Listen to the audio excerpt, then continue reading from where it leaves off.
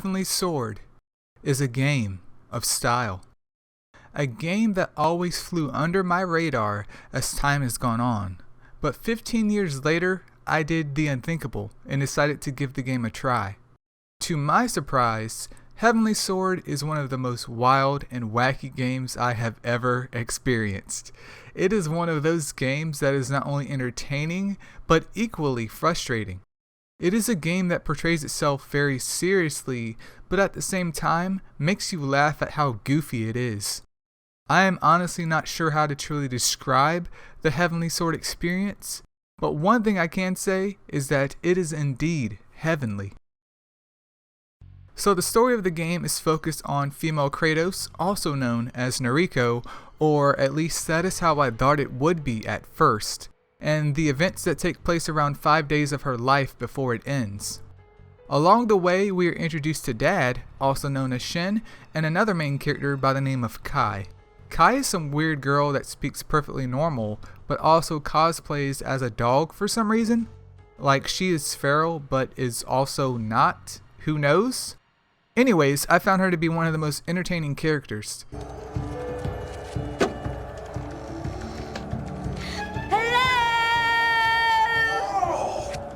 What did you do that for?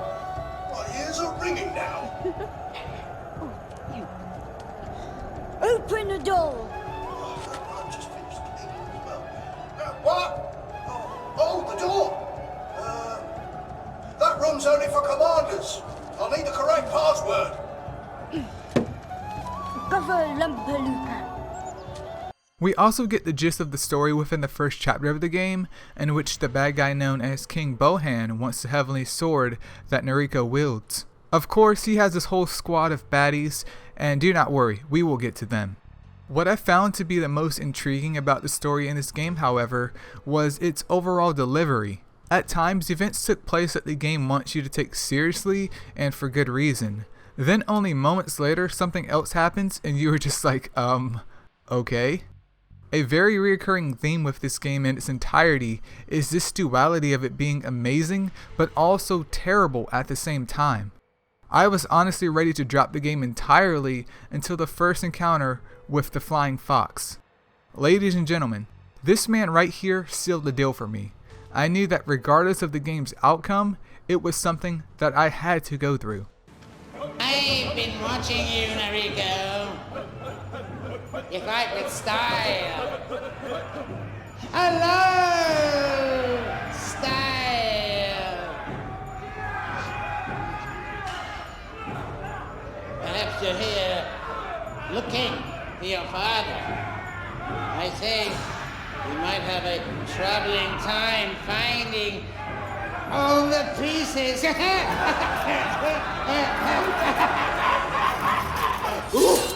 After seeing that scene, you should also understand why anyone would keep playing after that point.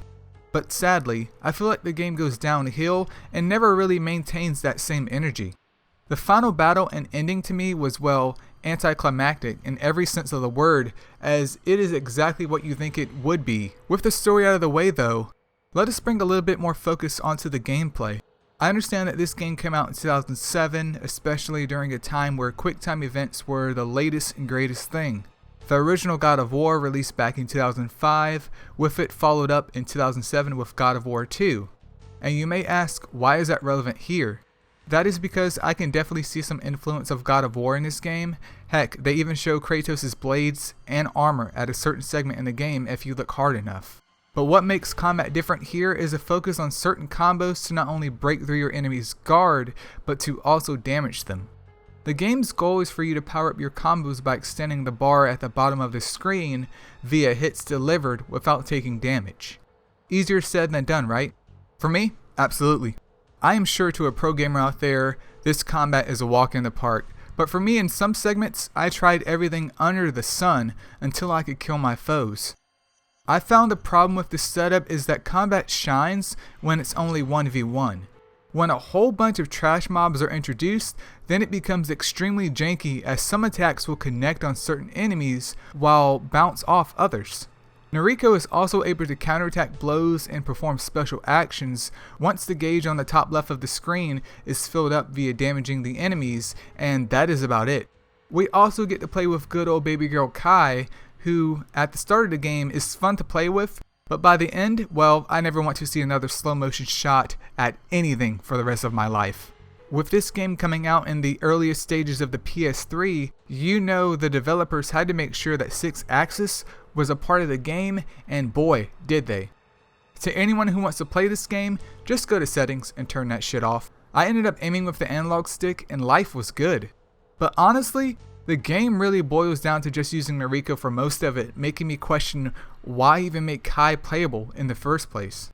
Now, we end up fighting the baddies from Bohan's squad, like Snake Waifu, this big dude literally called Roach, and finally the old tussle with Flying Fox himself.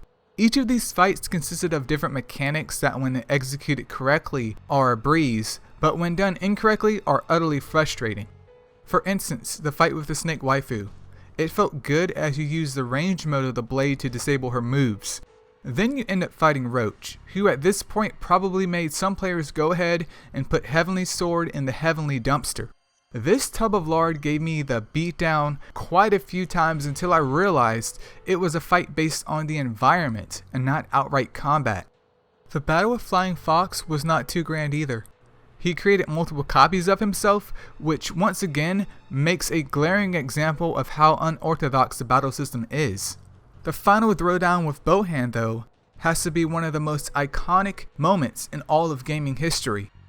Not only did it take place in a battlefield with so many extra things going on in the background, but they also decided to go all Super Saiyan for the finale.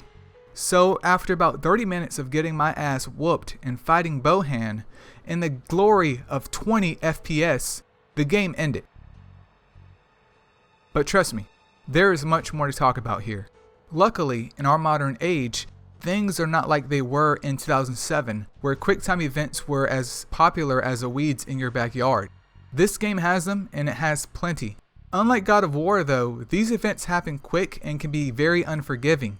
You get QuickTime events for running down some rope, you get a QuickTime event during a boss fight, you get a QuickTime event for literally going to a different part of the same level. I would not be surprised that there's not a QuickTime event for you taking the game out of your PlayStation 3. I only mention this because of how hard it made me crack up at this one QuickTime event in the game to simply climb up some rocks. You know you are doing too damn much if a player cannot simply leap off one part of the stage and onto another without a QuickTime event. Let us also talk about the required throwing segments in the game too. I would not call these puzzles in the traditional sense, as it is just throwing a shield at a target to unlock a gate. Now, I do refer to these as puzzles, however, because of the focus on the 6-axis mechanic once again. Now for me, a person of questionable intelligence, I spent long periods of time trying to throw a shield to whatever specific target the game wants you to hit to continue. I never want to see a slow-mo of anything being thrown again in my entire life. I wanted to play this game for the story and for the combat, not fight with my mental health over a damn shield. Understandably, a lot of what I have said may sound like I in fact despise this game, but as stated at the start, it holds this duality to me. Some parts of the game were serious and challenging, while other parts were frustrating and just unnecessary. Combat when it came to bosses worked just fine, but to the regular mobs it highlighted the weakest parts of the battle system. For some reason, this game kept me playing through it out of morbid curiosity. Like I wanted to know how bad the game truly was, but at times it was the complete opposite. It is truly an experience I have not had in quite a while. One that at the very minimum will leave you as a player thoroughly tickled through a wild and wacky ride if you are a masochist like myself. I honestly believe that if this game was released later in the PS3's life cycle with a different direction in terms of the story and combat, it would have been much more successful than what it was. I say that because the voice acting in the game was great alongside the motion capture used in the animations of those characters.